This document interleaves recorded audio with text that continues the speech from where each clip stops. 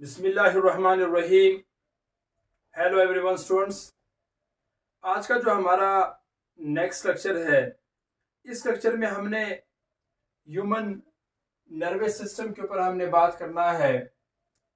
आज के इस लेक्चर में हम दो अहम बात यानी दो अहम चीज़ों पे हम फोकस करेंगे। सबसे पहले हम नर्वस सिस्टम की क्लासिफिकेशन के ऊपर बात करेंगे और इसी के साथ साथ हमने फिर बात करना है जो मोस्ट इम्पोर्टेंट हमारे पास है, अमेजिंग फैक्टर ऑफ ब्रेन। इस पर भी हम आज बात करेंगे। तो सबसे पहली बात यह है स्टूडेंट, जो ह्यूमन नर्वस सिस्टम जो सिस्टम हमारे पास जो है, या neural control and coordination chapter में हमने कोऑर्डिनेशन क्या है ये समझ लिया है, हमने न्यूरॉन्स क्या है ये समझ लिया है, हमने न्यूरॉन्स की कैरेक्टरिस्टिक्स के ऊपर बात की, हमने टाइप्स ऑफ न्यूरॉन के ऊपर बात की, हमने माइलिन शीट के ऊपर बात की, हमने नॉन माइलिन शीट पे बात की। इन तमाम चीज़ों पे हम प्रीवियस लेक्चर में बात कर चुके हैं। तो आज हम बात करेंगे, ज़रा इसकी पूरी स्केच पर बात करेंगे। सबसे पहली बात तो ये, जो ह्यूमन नर्वस सिस्टम है, नर्वस सिस्टम को हम दो हिस्सों में डिवाइड करते हैं। एक हिस्सा जो है उसको हम कहते हैं सेंट्रल नर्वस सिस्टम, और जो दूसरा हिस्सा है उसको हम कहते हैं पेरिफेरल नर्वस सिस्टम्स। सेंट्रल का जो लफ्जी मतलब है वो है बिल्कुल हम मरकजा जिसको हम कहते हैं, ठीक है, बिल्कुल मरकज है। और पेरिफेरल का लफ्ज जो है, पेरिफेरल हम कहते हैं अतराफ, यानी एक ऐसा नर्वस सिस्टम जो हमारी अतराफ में मौजूद हो, यानी सेंटर से हट करके मौजूद हो। इधर मैंने एक स्टेटमेंट यहाँ पर भी लिखा है और यहाँ पर भी मैंने एक शॉर्ट स्टेटमेंट लिखा है। जो सेंट्रल नर्वस सिस्टम है इसको हम कहते हैं बॉडी मास्टर कंट्रोल यूनिट्स, यानी इसका जो असल काम है वो ये है कि ये आपके जिस्म की जितनी भी हमारे पास डिसीजन है, ये उसको कंट्रोल करता है। पूरा जिस्म इसके काबू में होते हैं, इसलिए इसको हम कहते हैं मास्टर कंट्रोल यूनिट। एक दूसरा हमारे पास पेरिफेरल नर्वस सिस्टम है। पेरिफेरल नर्वस सिस्टम जो है ये आपकी जिस्म को बाहर की दुनिया के साथ लिंक करता है, उसको जुड़ता है। यानी जैसे अभी आपको नजर आ रहा है मेरे हाथ में मार्कर्स है, मार्कर्स के साथ साथ यहाँ पर मैं बार बार बोर्ड को टच कर रहा हूँ या वॉल को टच कर रहा हूँ। आप किसी भी चीज़ जो हमारे पास हो, और सबसे पहले आपकी जो पेरिफेरल नर्वस सिस्टम है वो उसको जो है वो टच करते हैं। तो इसका काम ये है कि आपकी जिस्म को बाहर की दुनिया के साथ लिंक करना, इसलिए इसको हम कहते हैं पेरिफेरल नर्वस सिस्टम। अब जो सबसे पहले हम बात करेंगे सेंट्रल नर्वस सिस्टम के ऊपर। प्यारे स्टूडेंट्स, जो सेंट्रल नर्वस सिस्टम है इसको हम तीन हिस्सों में डिवाइड करते हैं। ब्रेन हुआ, ब्रेन स्टेम हुआ। अक्सर बुक में ब्रेन स्टेम नहीं दिया गया मगर मैंने इसको यहाँ पे मेंशन किया है। ब्रेन स्टेम हुआ और स्पाइनल कॉर्ड हुआ। अच्छा, ब्रेन हमारे जिस्म का एक ऐसा हिस्सा है जिसको हम ब्रेन का जो बॉटनिकल नेम है, सॉरी जोलॉजिकल नेम जो इसका, इसको हम मेसेनसेफेलॉन कहते हैं, ठीक है, मेसेनसेफेलॉन कहते हैं ब्रेन को, ठीक है। यानी इसका जो जोलॉजिकल नेम है उसको हम मेसन, इंशाल्लाह जब मैं ब्रेन पढ़ाऊंगा तब आप लोगों को मैं ये टर्म्स भी समझाऊंगा। इसको कहते हैं मेसेनसेफेलॉन कहते हैं। इसका काम क्या है कि पूरी जिस्म के लिए डिसीजन लेना। अब इसी के साथ साथ इस ब्रेन को हम तीन हिस्सों में डिवाइड करते हैं। पहला हिस्सा जो है उसको हम कहते हैं फोर ब्रेन, दूसरे हिस्से को हम कहते हैं मिड ब्रेन, तीसरे हिस्से को हम कहते हैं hind brain. Fore brain, mid brain और हाइंड ब्रेन। इसी के साथ साथ ब्रेन स्टेम हुआ। ब्रेन स्टेम वो जगह है हमारी हेड वाली पोर्शन में जो स्पाइनल कॉर्ड को ब्रेन के साथ, जहाँ पे स्पाइनल कॉर्ड और ब्रेन एक दूसरे से कनेक्ट होता है, उस पॉइंट को हम कहते हैं ब्रेन स्टेम, जो कि ऑलरेडी इमेज में अवेलेबल है, आप इसको देख सकते हैं और समझ सकते हैं। तो इसको हम कहते हैं ब्रेन स्टेम। एक तीसरा हमारे पास है स्पाइनल कॉर्ड। स्पाइनल कॉर्ड से आप लोग अच्छे से वाकिफ है, इंशाल्लाह इस पर हम डिटेल से लेक्चर भी मैं दूंगा इंशाल्लाह आगे जब सीक्वेंस वाइज लेक्चर चलेंगे।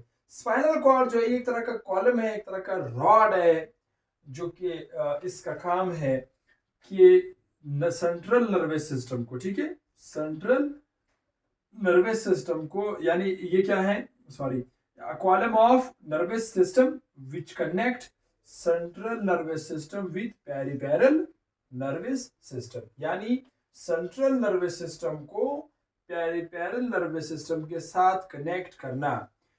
इनके आपस में जो कनेक्शन में जो रोल अदा करते हैं वो स्पाइनल कॉर्ड अदा करते हैं। और याद रहे स्पाइनल कॉर्ड तकरीबन 7 साल की उम्र तक स्पाइनल कॉर्ड इंसान में बिल्कुल बन जाते हैं, मैच्योर हो जाते हैं, जिनकी लंबाई लगभग 17 सेंटीमीटर के आसपास होते हैं। और इस स्पाइनल कॉर्ड के बहुत सारे काम हैं कि ये रिफ्लेक्स एक्शन को कंट्रोल में रखता है। इसमें हमारे पास हमारे पास मॉलिक्यूल भी पाए जाते हैं जिसको हम PKM जीटा कहते हैं। इस PKM जीटा का काम ये है कि ये दर्द को स्टोर करता है। आगे इंशाल्लाह इस पर तफसील से बात करेंगे इसी चैप्टर में। तो स्पाइनल कॉर्ड, इसी के साथ साथ फिर आते हैं पेरिफेरल नर्वस सिस्टम की भी दो टाइप्स है। एक टाइप को हम कहते हैं सोमैटिक नर्वस सिस्टम, ठीक है।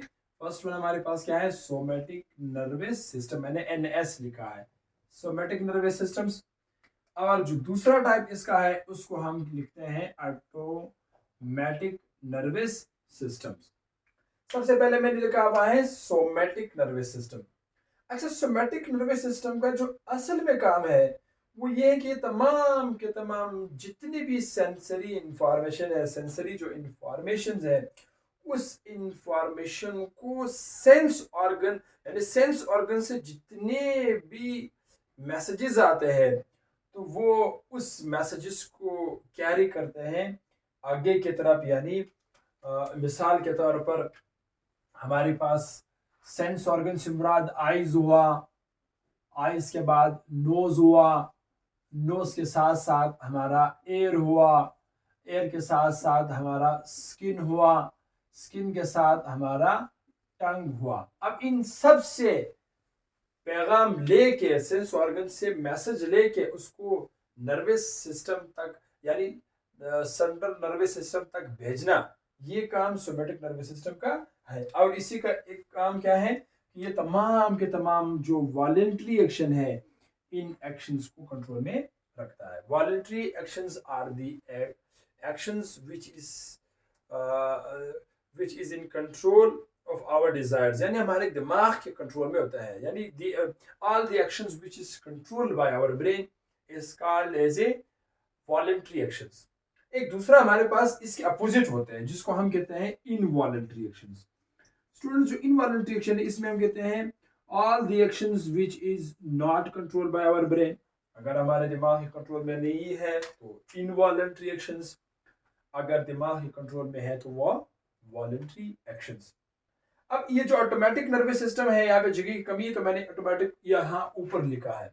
अच्छा, ऑटोमेटिक नर्वस सिस्टम्स, इसका काम क्या है, ये तमाम के तमाम इनवॉलेंट्री एक्शंस को कंट्रोल में रखता है। अब यहाँ पर जो सबसे अहम और स्टूडेंट जो ज़रूरी बात है वो ये है कि आखिरकार दिमाग के हाथ से तमाम के तमाम इनवॉलेंट्री एक्शन क्यों लिया गया है।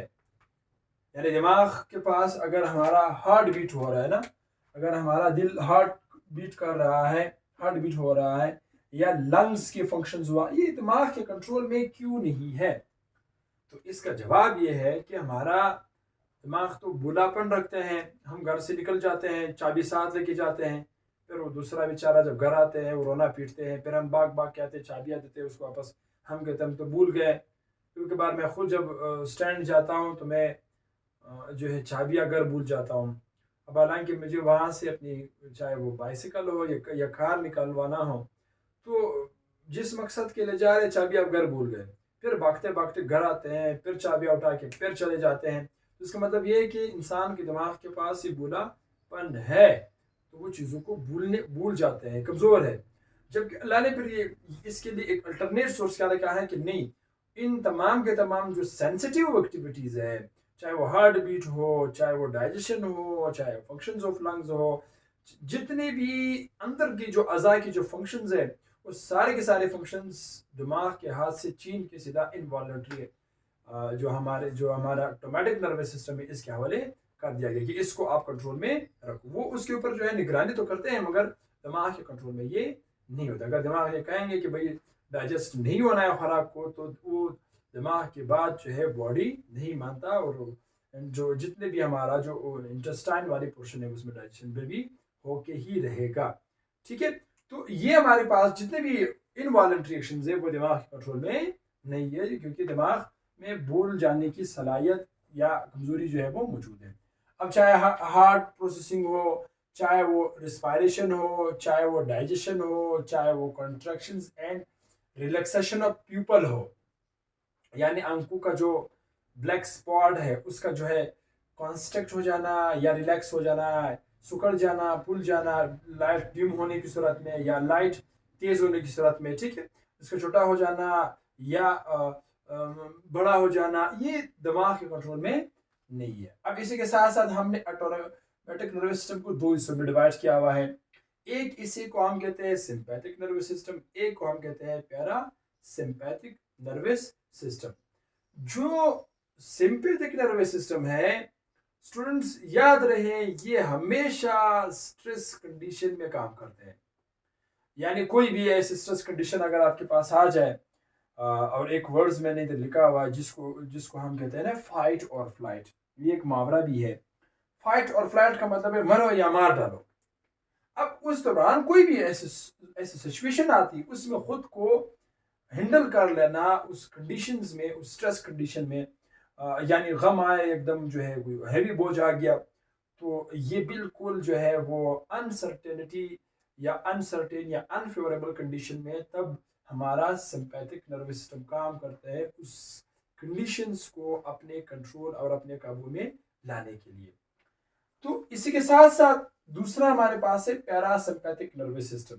याद रहे, जो पैरासिम्पैथिक नर्वस सिस्टम है ये हमेशा काम करता है नॉर्मल कंडीशन में। जब नॉर्मल कंडीशन हो, कुछ भी ना हो, each and everything is fine and going in a daily basis, तो तब ये काम जो है वो करता है। अब इसका एक और काम भी है स्टूडेंट्स, वो काम ये है कि ये बार बार आपकी बॉडी के ऊपर क्लेम करता है कि एनर्जी को प्रिजर्व करो, एनर्जी को कंजर्व करो। कंजर्व मतलब है बचाना, एनर्जी को बचाना, जिस्म के लिए स्टोर कर देना, इसलिए ये जिस्म के ऊपर हमेशा क्लेम करता है। Means claim to body and help to conserve the energy, ताकि वो एनर्जी को क्या करे, कंजर्व करे। अब इसके साथ साथ जो नेक्स्ट एक और इम्पोर्टेंट हिस्सा है जो कि अक्सर बुक में ये नहीं है, नहीं दिया हुआ है, बहुत ही इम्पोर्टेंट है। तमाम के तमाम जितने भी हमारे एनसीईआरटी के कमांडो है या एमडीकेट की है जो है, ठीक है, जितनी भी हमारे पास है, तो आप लोग लाजमी इन चीज़ों को नोट करें। अब इसके साथ साथ ब्रेन जो है, ब्रेन इज एन एनर्जी हो। मैंने लिखा है कि जो ब्रेन है वो असल में जो है वो हो का मतलब है बड़े पैमाने पे इस्तेमाल करना, ठीक है। अब याद रहे यहाँ पे कुछ पॉइंट्स थोड़ा सा आप लोग समझने की कोशिश करें। यहाँ पे पहले मैंने कहा ब्रेन इज एन एनर्जी हो का मतलब है बड़े पैमाने पे तवानाई का इस्तेमाल करना। याद रहे स्टूडेंट्स, हमारा जो ब्रेन है, बड़ी इंपॉर्टेंट बात है, ज़रा नोट करें, हमारा जो दिमाग है वो तकरीबन 20% जो है वो ऑक्सीजन उन्हें जो है वो पूरी जिस्म के बनिस्बत हमारा जो दिमाग है वो 20% ऑक्सीजन जो है वो यूज़ करता है, जो कि बहुत बड़ी अमाउंट में उसको जो है वो रिक्वायर्ड होती है। अब इसी के साथ साथ 25% जो है, जो हमारा दिमाग है, 25% दिमाग को एनर्जी रिक्वायर्ड होती है। यानी अगर पूरे जिस्म में से तकरीबन 100 में से 25% एनर्जी तो सिर्फ और सिर्फ आपकी दिमाग को चाहिए, ठीक है, 20% ऑक्सीजन। अगर मैं थोड़ा सा और भी आसान कर दूं, अगर मेरे पास एनर्जी है 100%, ठीक है, 100% हमारे पास एनर्जी है, एटीपी मौजूद है, तो इस एनर्जी में से तकरीबन 25% तो ले उड़ा ब्रेन, ठीक है, ब्रेन ले उड़ा, रह गया पीछे से 75 में से 75 में से फिर तकरीबन 50% जो है, यानी 50% जो है, 50% एनर्जी जो है वो हमारा जो नर्वस सिस्टम है, नर्वस सिस्टम इसको यूज करता है। अब इसी के साथ साथ रह गया है 25%, ठीक है, 25 70, देखो 25 में आप 50 डालोगे तो 75, अब 25% जो रह गया है, ये जो 25% है स्टूडेंट्स, ये एनर्जी हम दिन भर जो एक्टिविटीज करते हैं, ठीक है, बोलना, जो है लिखना, वॉक करना, काम करना, इसी में ये 25% एनर्जी जो है वो इस्तेमाल होते हैं। तो इसलिए मैंने दूसरे पॉइंट में लिखी use maximum energy and oxygen, बड़े पैमाने पे ऑक्सीजन वगैरह यूज करते हैं। और एक और इम्पोर्टेंट यहाँ पे पॉइंट जो मैंने लिखा है वो ये है, हमारा जो दिमाग है वो पेन रिसेप्टर नहीं रखता, यानी वो दर्द को स्टोर नहीं करता, पेन रिसेप्टर नहीं रखता, यानी हमारा दिमाग जो है कभी भी दर्द को, ये दर्द की जो रिसेप्टर्स होती है वो हमारा दिमाग नहीं रखता। मगर एक न्यूरॉन है जिसको हम मैरर न्यूरॉन कहते हैं, ये देखो नीचे मैं इसको हाईलाइट कर रहा हूँ रेड कलर से, एक ये न्यूरॉन हमारे पास है जिसको हम कहते हैं मैरर न्यूरॉन। इस मैरर न्यूरॉन का काम ये है कि उस दिमाग तक दर्द को ले जाना, और दर्द दिमाग के पास ले जाना और उससे महसूस करवाना, यानी the neuron which carry pain towards the brain is called as a mirror neurons, while our brain do not contain any pain receptors। ये याद रखिए, ये एमसीक्यूज के लिए ये जो है पॉइंट अपने दिमाग में से नशीन करें। इसी के साथ साथ नीचे एक बड़ी ये नंबर 5 पॉइंट जो है ये जरा नोट करें आप लोग। मैंने नंबर 6 पॉइंट में लिखा है ड्रीम सीम 20 मिनट्स आफ्टर एवरी, अच्छा आफ्टर एवरी, ठीक है, ये आफ्टर एवरी 2 आवर्स। अब इसका क्या मतलब हुआ स्टूडेंट्स, जरा गौर से मेरी बात सुने।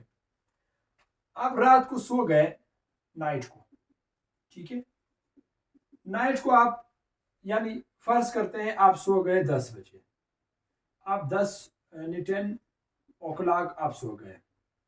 हमारा जो दिमाग है, जो ही आप 10 o'clock पे आप सो गए, तो हर 2 घंटे के बाद, यानी जैसे रात को अगर आप 10 बजे सो गए ना, तो 10 के बाद सोने के बाद 10 के बाद 11 और 12, यानी 12 बजे पे 12 o'clock पे 12 o'clock पे फिर जो है बीच में तकरीबन 2 घंटे का डिस्टेंस है, यानी 2 आवर्स का बीच में क्या है वो डिस्टेंस है।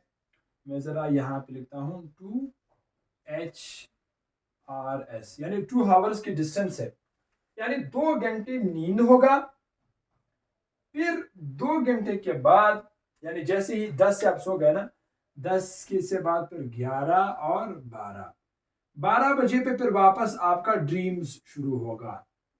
वो ड्रीम्स तकरीबन 20 मिनट के लिए 20 मिनट होगा। ड्रीम्स कितने मिनट का होगा? 20 मिनट्स का होगा, यानी 12 से लेके 12-20 तक ड्रीम होगा, फिर 12-20 से लेके फिर 2 घंटे, फिर नींद, फिर 20 मिनट का ड्रीम, फिर नींद, फिर 20 मिनट का ड्रीम। तो इसका मतलब ये हुआ कि इंसान का दिमाग जो है, या हम सोने के बाद हर 2 घंटे के बाद 20 मिनट के ड्रीम्स देखते हैं, बाकी हम स्लीपिंग करते हैं। इसलिए जब आप सुबह उठते हैं तो आप परेशान होते हैं, आपने 2-3 ड्रीम्स देखा होता है, तो एक भी सही मानों में समझ में नहीं आ रहा कि ये कौन सा है।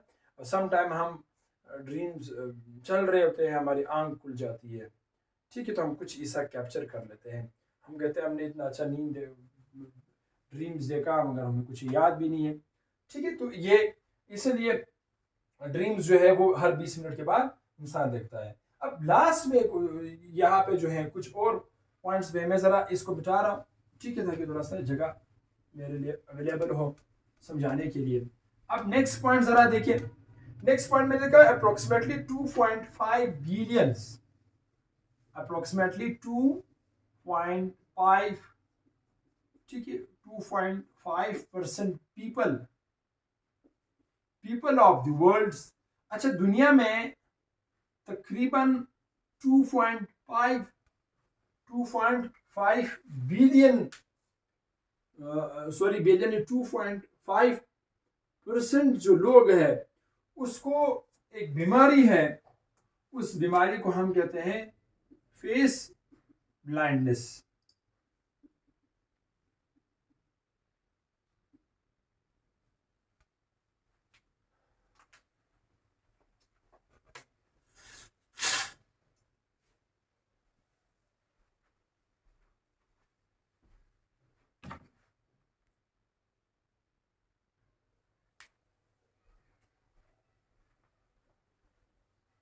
तो दुनिया में तकरीबन 2.5% लोग ऐसे ही जिसको फेस ब्लाइंडनेस है।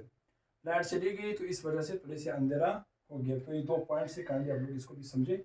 फेस ब्लाइंडनेस से मुराद ये है कि आप किसी से आप मिले हो, आपने बात की हो, फिर कुछ अरसे के बाद जब आप उसकी फेस को भूल जाते हैं, ठीक है, उसकी फेस को आप भूल जाते हैं, जब वो आपसे मिलते हैं, मिलने के बाद वो आपसे गुफ्तगू करते हैं और आप हैरान रह जाते हैं कि ये कौन है, और फिर आपके उसको कहते हैं कि मैं आपको नहीं जानता, फिर वो आपको मेमोराइज करवाते हैं कि याद है फलाना टाइम में इस तरह उस तरह हुआ, फिर आपको वो रिकॉल करवाते हैं, फिर आप कहते हैं अच्छा आप हो, फिर ये आप हो, इतने बड़े हो गए, ठीक है, इस तरह की कन्वर्सेशन अक्सर होती है। तो फेस वैल्यूज का मतलब ये है कि आदमी का चेहरा भूल जाना। तो ऐसे तकरीबन दुनिया में जो 7 अरब से अभी तो तकरीबन 8 अरब आबादी है, तो इनमें से तकरीबन इतने लोगों के जो है वो फेस ब्लाइंडनेस का मसला है। अब उसके बाद जो है नंबर नेक्स्ट लास्ट 2 पॉइंट जो है 7 पॉइंट जो है वो ये है कि हमारा जो दिमाग है it is easy to create false memory. क्या मतलब हुआ, हमारा जो दिमाग है हमेशा स्टूडेंट्स एक प्रोसेस होते हैं कि हम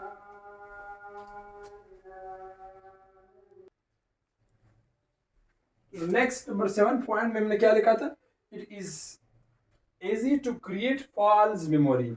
यानी हमेशा आपने देखा होगा कि हम जब भी किसी के बारे में बात करते हैं या कोई हमारे बारे में, हम किसी के बारे में बात करते हैं या कोई अगर आ रहा है, तो जैसे ही हमें पता चलता है तो हमारे दिमाग में सबसे पहले उसके हवाले से गलत यानी फॉल्स जो नेगेटिव थॉट्स है वो जनरेट होना शुरू हो जाते हैं। ये हमारे दिमाग में चलते हैं, यानी फॉल्स मेमोरी का प्रोड्यूस हो जाना। सबसे पहले फॉल्स मेमोरी, बाद जब आप मिलते हैं तब इंसान पॉजिटिव हो जाते हैं।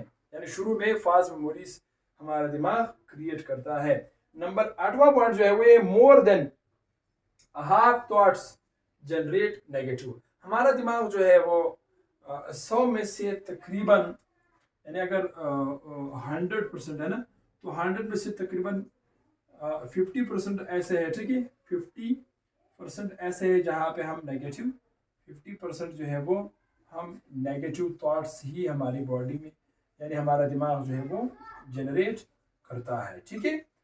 तो ये हमारे पास आज का लेक्चर है। इंशाल्लाह in the next lecture we will start brain से ही हम अपने लेक्चर का जो है वो क्या करेंगे, आगाज करेंगे, ठीक है। तब तक पढ़ते रहें और अपना ख्याल रखिए। All the best my best champions.